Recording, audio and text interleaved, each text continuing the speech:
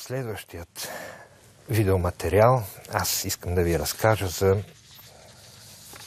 един художник, който се нарича Сергей Козлов. Той е човек, който е бил в пълна сила, 2-метров млад човек. Ще чуете за нещастния случай, който е произтекал. И ще видите, че и интернет, и в кавички слагам интернет на нещата, както го наричат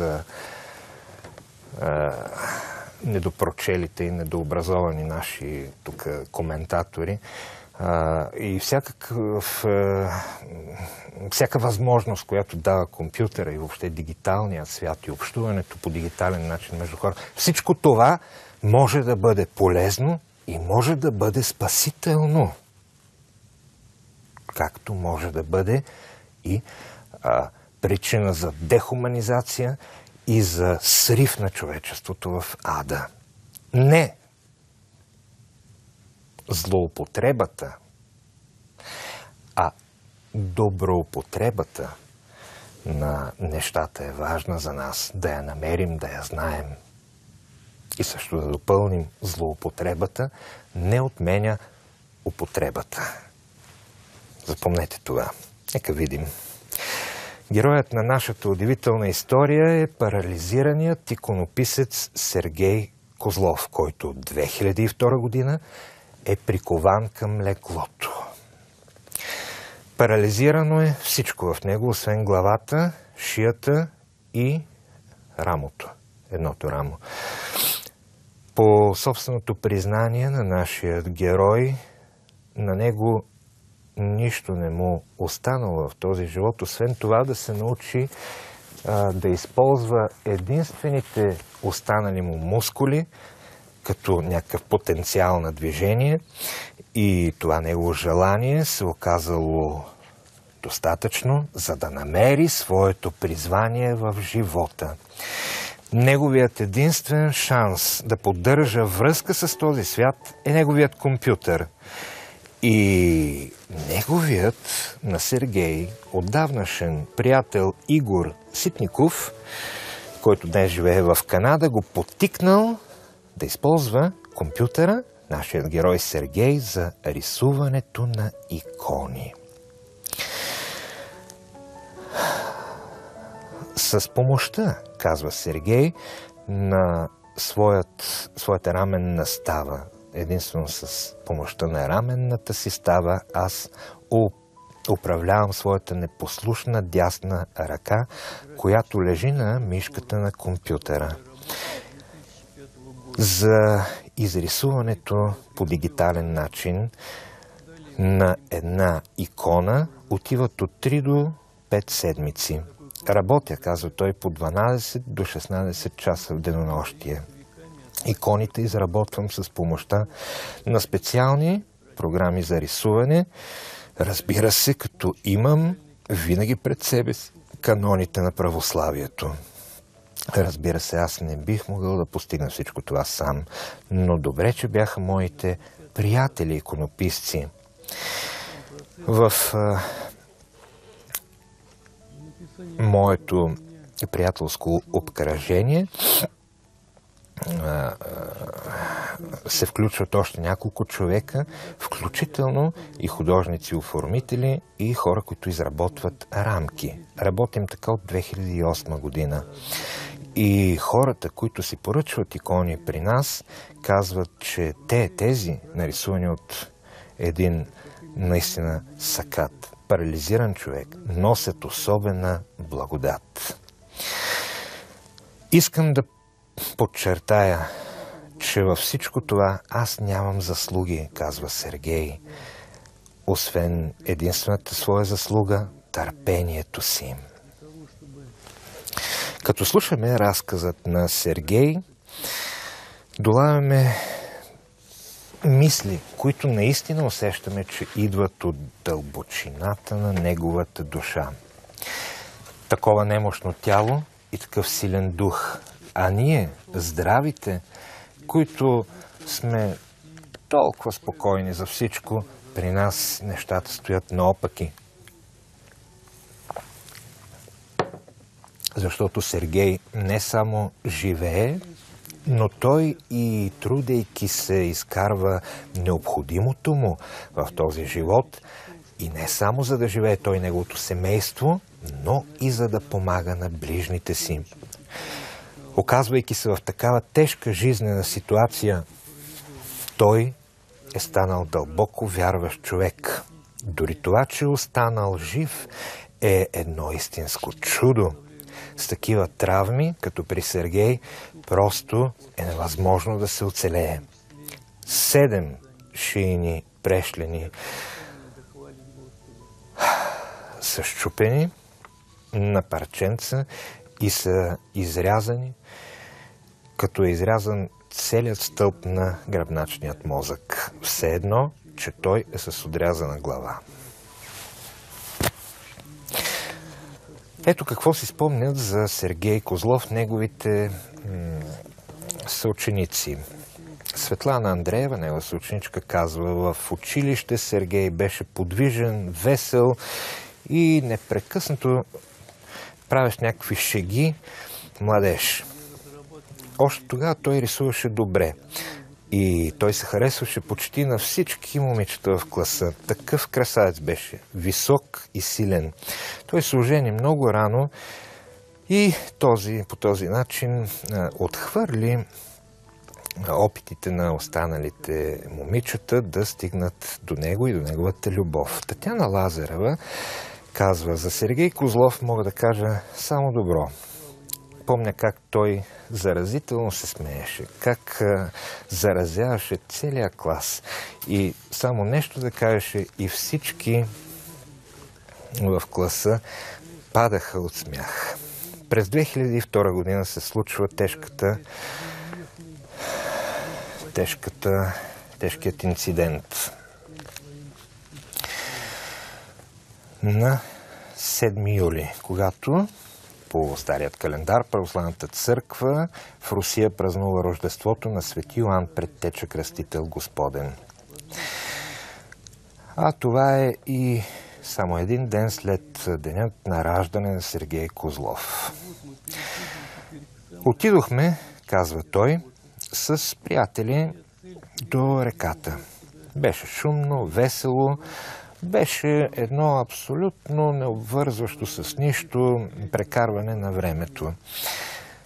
За лошо никой не мислеше. Прекарахме на реката 5-7 часа и вече тръгвахме, събирахме се да си тръгваме. И най-накрая аз реших да скоча от брега в реката, както съм го правил много пъти. В следващата секунда, усещайки удар в дъното, чух силен трясък в ушите си. И в този момент си помислих: трябва да изплувам, а какво ми е станало, ще разбера, когато излеза над водата. И в този момент разбрах, че моето тяло не ме слуша.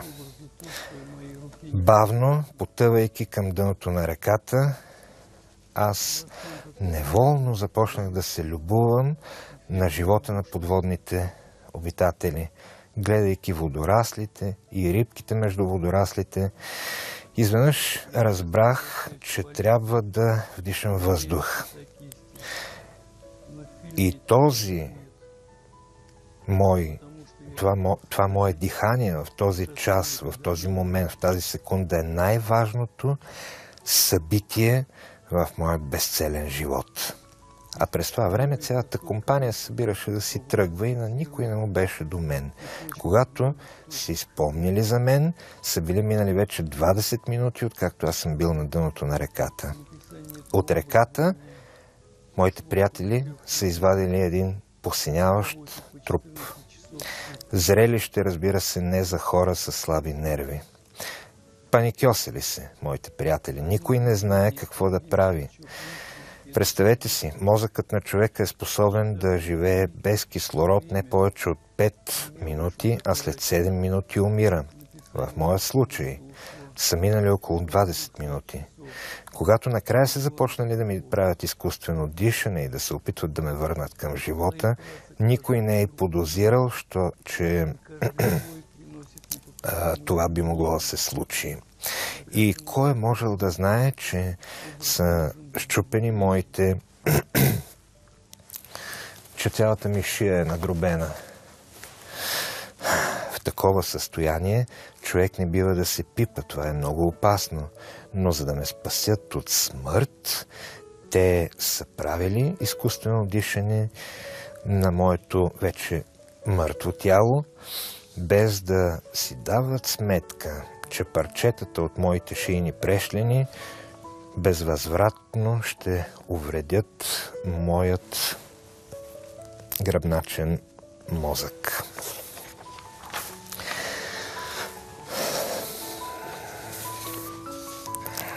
По-нататък разказва Сергей, след много време, след страшни месеци, седмици, в които той се е борил за своят живот в болница и в болницата е наблюдавал как до себе си, как умират хора с подобни травми, най-накрая, казва той, аз се превърнах в мумия.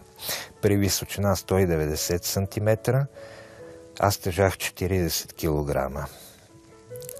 Правена му е вече една операция. Лекуващият лекар решава да направи още една 7-часова операция, почти без упойка, тъй като сериозната анестезия би довела до спиране на сърцето. Аз чувствах, каза той, как от моята разтворена с скалпел шия, с чук и длето вадеха повредените части на моят гръбначен стълб и ги заменяха с нови. Най-накрая, след 5 години реанимация, масажи, лечебна гимнастика, работа над тялото, по неговият, както той се изразява, скъсан кабел, така и не потича електричество. Той е парализиран, неговата безоблачна младост на нея е сложен край, ранната му женитба е унищожена от това, което той преживява, претърпява развод, но му остава една дъщеря, красавица Яна, от която той вече има и 2 внука, Илия и Иван. Здравето, казва Сергей Козлов, повтаряйки думите на светите отци, здравето, това е дар, а болестта е безценен дар. Защо? Защото такава е човешката природа, което имаме, не го пазим, а когато го загубим, плачем. Но именно в болестта, в немощта, в най-голямото страдание, човек намира Бога и намира сили да се бори. И не само да се бори, но и да спечелва своите битки, да печели своята война против своето немощно тяло, против своята воля, против онова, което го е спирало. И именно с добрата воля, новата воля, дарена от Бога по благодат, да побеждава и да живее, и да бъде полезен на хората около него, най-вече на самият себе си. Ето какво казва още Сергей Козлов, който виждате именно на екраните как с мишката, с компютъра, с компютърната програма рисува икона на нашия Господ Исус Христос.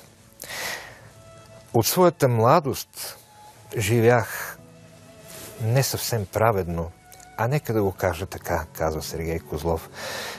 Живях съвсем неправеден живот. но винаги чувствах покрай себе си образа на ангела Божий, който ме пазеше от лошите плодове на моят неправеден живот. Аз още от тогава обичах да чета свещеното писание и да разсъждавам за думите на Христос, но да пусна Господ в своя живот изобщо нямах намерение. И ето един път, тичайки с цялата си сила, аз скочих от брегът във водата, надолу с главата, както много млади хора го правят всеки ден на бреговете на най-различни реки по света. И тогава разбрах, че от тук нататък животът няма да бъде същия. Господ се съжали над мен и ми даде още един шанс. С излизането от водата аз започнах своят нов живот. В болницата лекарите казаха, остава му да живее най-много 2 часа, но мина нощта и аз не дочаках смъртта, а тръгнах към новият живот. Какво става с мен, попитах веднага, щом можах хората, които са около мен. А те ми отговориха, че от тук нататъка нищо няма да е същото. Направихме всичко възможно, но след такива травми дълго няма да живееш, моето момче. Най-много 2-3 дни. И ето, мина време, през всичките страшни мъки, които ми се наложи да премина, аз преминах и днес съм нов човек. От 2008 година аз имам свое любимо дело и на него посвещавам по-голямата част от живота си. И благодаря на хората, които ме поддържат в това, което правя. Аз рисувам икони за слава на Бога, за мое спасение и за спасението на хората около мен. И тъй, скъпи братя и сестри, мъничко видяхме от нашия брат Сергей Козлов, но надявам се достатъчно, за да си дадем сметка какво наистина може да направи вярата и новата воля. Волята, която е духовна, волята, която е благодатна, волята, която е човешка, но и божествена, с онзи, на когото дори не са му давали 2 часа живот след травмите, които е преживял. Можем да видим как се става герой в едно време, в което героите са малко. Нашето време. Герой не на бойното поле. Да не дава Господ някому да се налага да бъде герой на бойното поле. Не. Нека ни отминават ужасите на войната. Нека Бог се смилява над нас, над нашите народи, над нашите страни и никога да не влизаме ние, братя, пък и някакви хора, които не сме съвсем братя, но сме хора, да не влизаме в война помежду си, защото Бог бди над нас и Бог не иска нашият живот да отива мърцина, както казваха възрожденците, ей така за нищо в битка против брата. Не.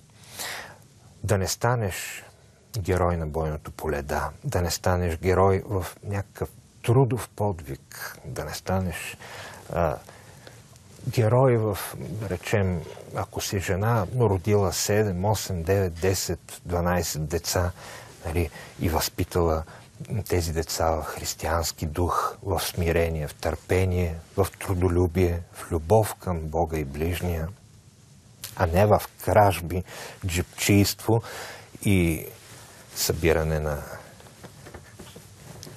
кабели от подземните там шахти и ниши, в скоби. Да бъдеш герой по един много страшен начин. Ето това видяхме.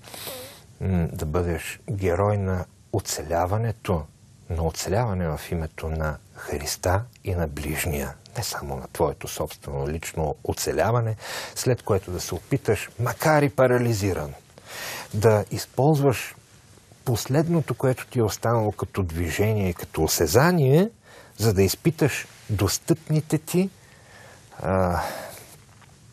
удоволствия в този свят. Защото има и такива хора, ние знаем това, които приковани от тежка болест, вместо да се обърнат към Бога и да, поне в последните месеци или години, или дори дни на своя живот, понякога става дума и за часове, да направят най-необходимото за спасението на душата си. Не.